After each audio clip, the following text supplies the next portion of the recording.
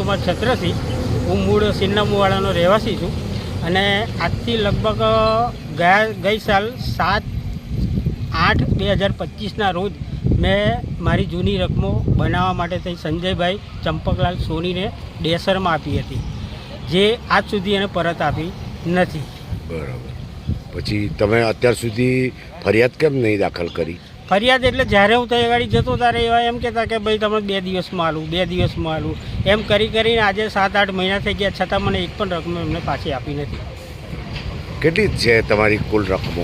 મારી લગભગ 6.5 તોલા જેવું સોનું મારું લીગલી છે, જે મેં બનાવવા આપ્યું હતું. અને એના સિવાય એક સોનાનું પેન્ડલ છે અને મારા સિસ્ટરની એક લોકેટ છે 2 તોલાનું અને મારા ભાઈની ચેન છે. એટલે કુલ થઈને કેટલું થાય છે? બધું થઈને લગભગ 10 તોલા જેવું થાય છે તમારું? હા.